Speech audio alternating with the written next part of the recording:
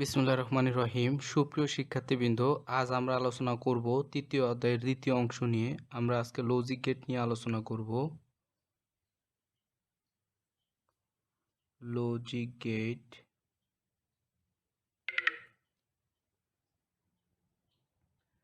আজকে আমরা আলোচনা করব লজিক গেট নিয়ে। তো লজিক গেট করার পূর্বে আমাদেরকে যে বেসিক কনসেপ্টটা সেটা আমরা শিখে নিব। তো বেসিক কনসেপ্টটা হচ্ছে, প্রথমে হচ্ছে আমাদেরকে কিছু সূত্র ফলো করতে হবে। সূত্রগুলো হচ্ছে, প্রথমে হচ্ছে যোগের সূত্র।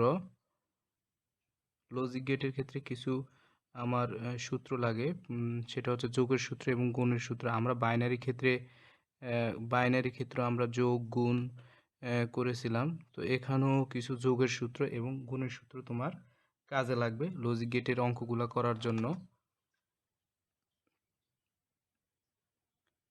যোগের সূত্রের ক্ষেত্রে 0 প্লাস, লজিক গেটের ক্ষেত্রে 0 আর 0 যোগ করলে 0, 0 প্লাস 1 সমান হচ্ছে 1, 1 প্লাস 0 সমান হচ্ছে 1 এবং 1 প্লাস 1 সমান হচ্ছে 1। তাহলে লজিক গেটের ক্ষেত্রে যোগের সূত্রগুলো হচ্ছে 0 প্লাস 0 সমান 0, 0 প্লাস 1 সমান 1, 1 প্লাস 0 সমান 1, 1 প্লাস 1 সমান হচ্ছে 1। এগুলো হচ্ছে আমার লজিক গেটের যোগের সূত্র। আর কতগুলো সূত্র আছে, সেটা হচ্ছে গুণের সূত্র। গুণের সূত্রগুলো হচ্ছে কি রকমের দেখো, 0 ইন্টু 0 ইকুয়ালস টু হচ্ছে 0, তারপরে 0 ইন্টু 1 ইকুয়ালস টু হচ্ছে 0, 1 ইন্টু 0 ইকুয়ালস টু হচ্ছে 0, 1 ইন্টু 1 ইকুয়ালস টু হচ্ছে 1।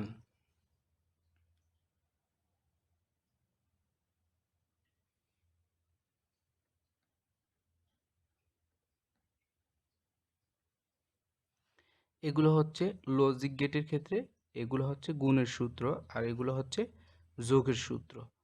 তো এই সূত্রগুলো আমরা ব্যবহার করব হচ্ছে লজিক গেটের কিছু অঙ্ক অথবা সত্যক সারণী আমরা যদি তৈরি করি, সেক্ষেত্রে আমরা এই সূত্রগুলা ইউজ করব।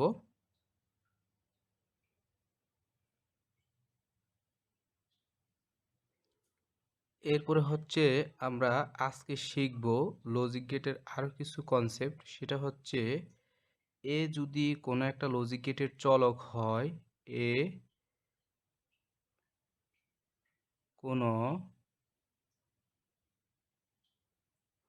চলক হলে, এ যদি কোনো একটা চলক হয়, তাহলে এ এর পূরক, এর পূরক হবে কত, এ প্রাইম বা হচ্ছে কি এ বার। এ যদি কোনো একটা চলক হয়, তাহলে এর পূরক হবে এ প্রাইম অথবা এ বার। অর্থাৎ লজিক গেটের ক্ষেত্রে যদি 0 থাকে, তাহলে আমার এই 0 এর পূরক, 0 এর পূরক হবে আমার কত, 0 বার ইকুয়ালস টু হচ্ছে 1, অর্থাৎ 0 এর পূরক হচ্ছে আমার 1। ঠিক একইভাবে 1 এর পূরক হচ্ছে 1 বার ইকুয়ালস টু 0, অর্থাৎ পূরক মানে হচ্ছে 0 এর উপর যদি পূরক থাকে তাহলে 1, আর 1 এর উপর পূরক থাকলে হচ্ছে 0, অর্থাৎ 0 এর পূরক 1 আর 1 এর পূরক হচ্ছে 0।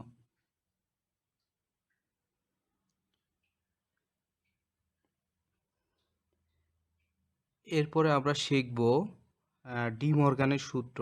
লজিক গেটের ক্ষেত্রে ডিমর্গানের কিছু সূত্র রয়েছে। 2 চলকের জন্য ডিমর্গানের 2টা সূত্র রয়েছে, ঠিক একইভাবে 3 চলকের জন্য ডিমর্গানের 2টা সূত্র রয়েছে। তো আমরা প্রথমে 2 চলকের জন্য ডিমর্গানের সূত্র দেখব। 2 চলকের জন্য ডিমর্গানের সূত্র।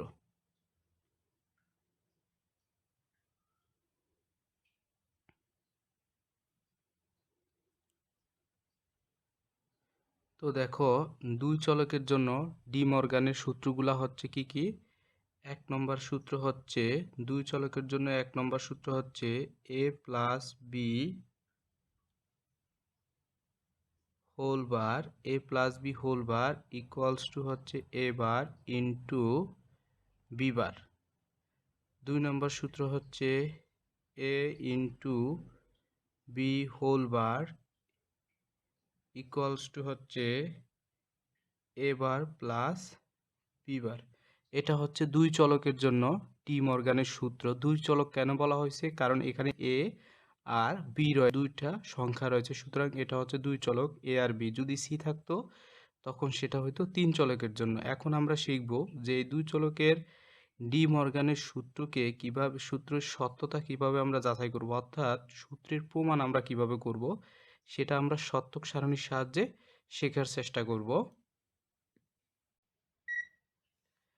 এখন আমরা যদি ডি মর্গানের প্রথম সূত্রের এই যে প্রথম 1 নম্বর যে সূত্রটা রয়েছে A plus B whole bar equals to হচ্ছে এ বার ইন্টু বি বার, এই ডি মর্গানের প্রথম সূত্রটার আমরা সত্যতা যদি যাচাই করি তাহলে আমার কি হবে সেটা আমরা দেখব যে ডি মর্গানের এই সূত্রটা সত্য কিনা, সেটা আমরা এই ট্রুথ টেবিলের মাধ্যমে যাচাই করব। তো একটু লক্ষ্য রাখো, এখানে চলক হচ্ছে দুইটা এ এবং বি। দুই চলকের ক্ষেত্রে নিচে নিচে ঘর হবে চারটা, দুই চলকের ক্ষেত্রে নিচে নিচে চারটা ঘর হবে, আর উপরে একটা লেখার জন্য একটা, টোটাল 5টা ঘর হবে। আর পাশাপাশি যেই কয়টা ঘর আমার প্রয়োজন হয় সেই কয়টা ঘর দিতে হবে। দেখো প্রথম সূত্রের ক্ষেত্রে এই যে ডি মর্গানের প্রথম সূত্রের ক্ষেত্রে কয়টা ঘর লাগে দেখো, পাশাপাশি আমরা সেটা দেখব। প্রথমে আমার এ লাগবে, বি লাগবে, তারপরে এ বার লাগবে, বি বার লাগবে, এ লাগবে, বি লাগবে, এ বার লাগবে, বি বার লাগবে, কারণ আমার এই সূত্রের মধ্যে এ বারও আছে, বি বারও আছে এবং এ আছে, বিও আছে।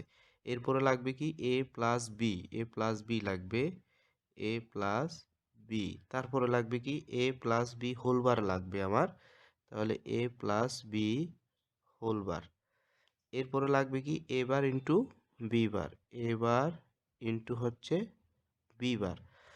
অর্থাৎ সূত্র অনুসারে পাশাপাশি যেই কয়টা ঘর প্রয়োজন আমার সেই কয়টা ঘর লিখতে হবে। আর নিচে নিচে হচ্ছে ফিক্সড, দুই চলকের ক্ষেত্রে নিচে নিচে হচ্ছে চারটা ঘর লাগবে, আর লেখার জন্য হচ্ছে একটা ঘর, টোটাল 5টা ঘর লাগবে।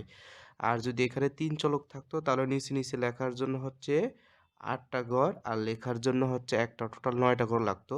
তো আমরা এখন দেখো এটা করার চেষ্টা করব।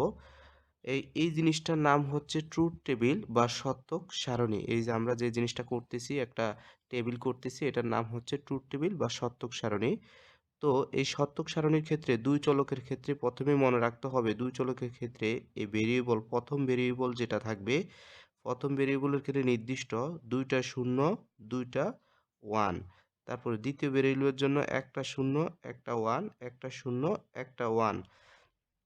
এটা হচ্ছে লজিক গেটের ক্ষেত্রে এটা নির্দিষ্ট। দুই চলকের লজিক গেটের ক্ষেত্রে সব সময় মনে রাখবা দুইটা শূন্য, দুইটা ওয়ান, তারপরে একটা শূন্য, একটা ওয়ান, একটা শূন্য, একটা ওয়ান। এটা হচ্ছে দুই চলকের ক্ষেত্রে। কিন্তু যদি তিন চলক থাকতো তাহলে আমার হতো চারটা শূন্য, চারটা ওয়ান, তারপরে দুইটা শূন্য, দুইটা ওয়ান, তারপরে একটা শূন্য, একটা ওয়ান, এরকম হতো তিন চলকের ক্ষেত্রে।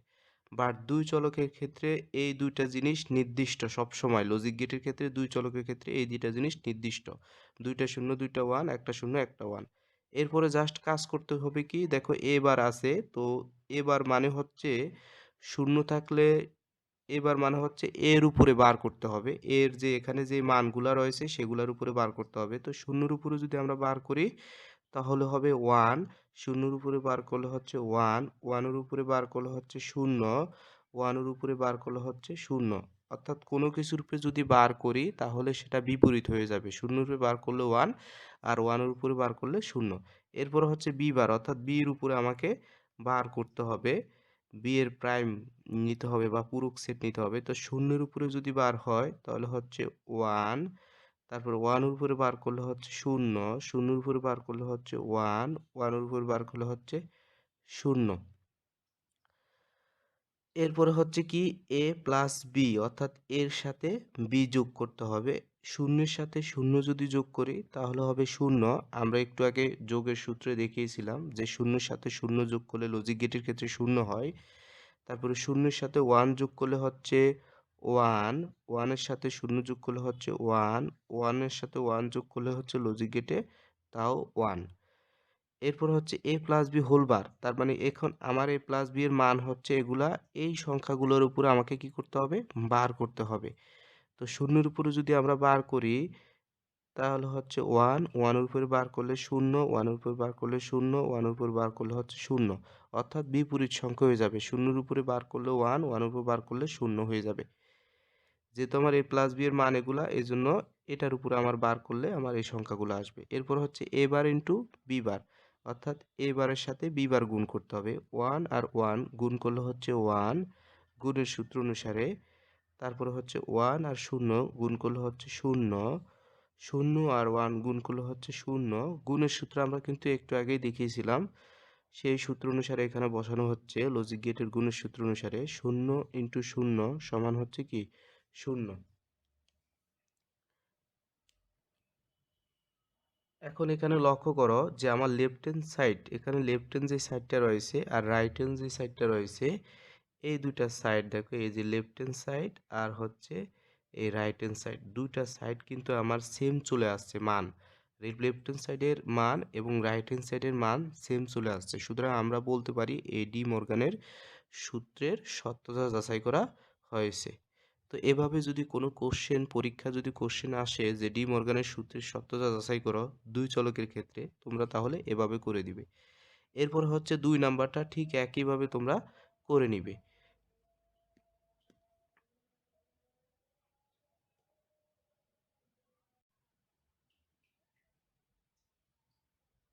এখন আমরা দেখাবো 3 চলকের জন্য ডি মর্গানের সূত্র। 3 চলকের জন্য ডি মর্গানের তাও দুইটা সূত্র রয়েছে।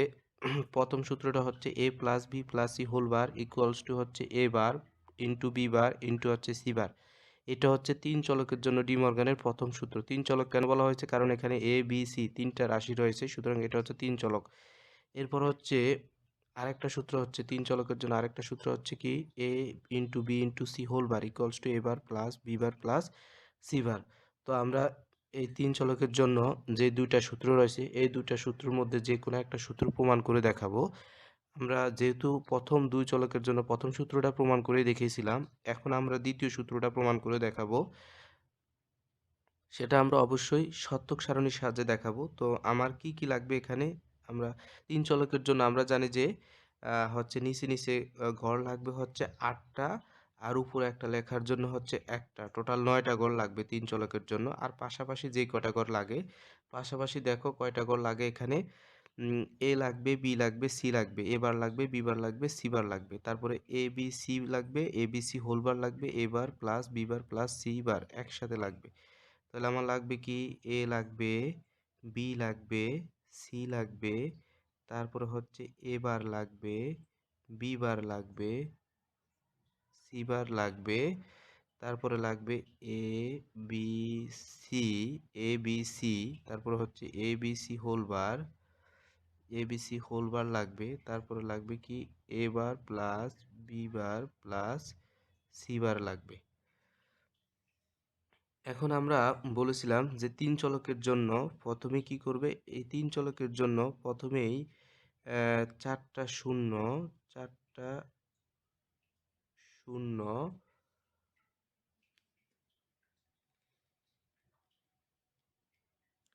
3 চলকের জন্য প্রথমেই 4টা শূন্য, 4টা শূন্য, 4টা ওয়ান।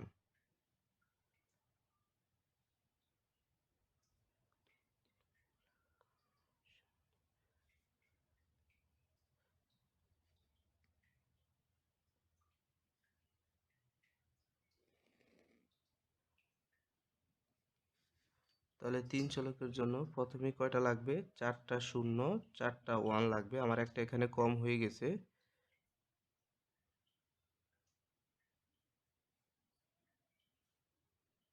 তাহলে 4টা শূন্য দিলাম, তারপরে 4টা ওয়ান দিলাম। এগুলো হচ্ছে নির্দিষ্ট 3 চলকের জন্য 4টা শূন্য, 4টা ওয়ান, এটা হচ্ছে নির্দিষ্ট।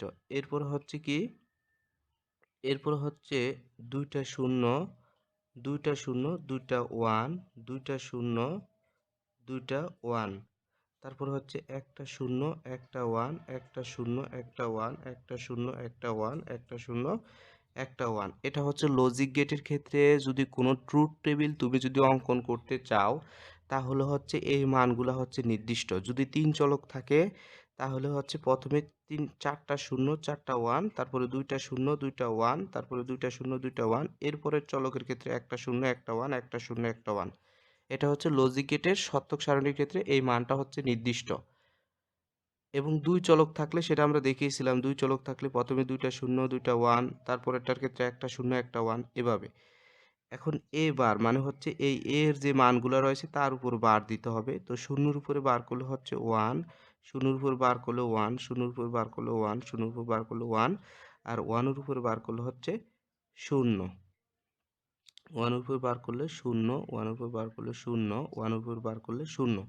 এরপর হচ্ছে বি বার মানে বি এর উপরে বার দিতে হবে। তো 0 আছে 1, 0 আছে 1, 1 আছে 0, 1 আছে 0, 0 আছে 1, 0 আছে 1, 1 আছে 0, 1 আছে 0। এরপরে হচ্ছে সি বার আছে মানে সি এর উপরে বার 0 আছে 1, 1 আছে 0, 0 আছে 1, 1 আছে 0, 0 আছে 1, 1 আছে 0, 0 এর উপরে বার দিলে হচ্ছে 1, 1 এর উপরে বার দিলে হচ্ছে 0।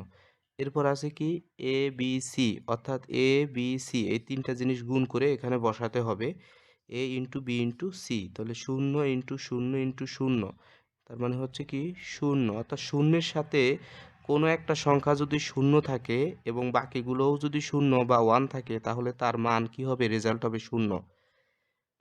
তার অথবা রেজাল্ট হবে কি 0, কারণ আমরা জানি 0 দিয়ে যে কোনো সংখ্যারে গুণ করলে শূন্যই হয়। তারপর 0 ইন্টু 0 ইন্টু 1 মানে 0। যেহেতু এখানে একটা কমপক্ষে একটা 0 রয়েছে, কমপক্ষে একটা 0 রয়েছে, সুতরাং এখানে আমরা এই তিনটা যদি গুণ করি তাহলে আমার রেজাল্ট আসবে কত, 0।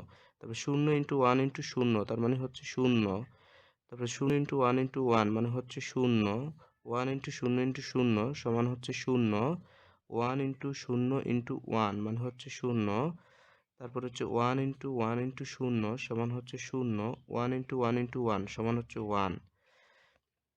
এরপর হচ্ছে কি A into B into C whole bar মানে হচ্ছে এই যে গুণফলটা আমি বের করলাম এ বি সি বের করলাম, তার উপরে এখন আমাকে কি করতে হবে, বার করতে হবে। তো 0 এর উপর বার করলে হচ্ছে 1, একইভাবে 0 এর উপর বার করলে 1, 1, 1, 1, 1, 1, আর 1 এর উপর বার করলে হচ্ছে 0।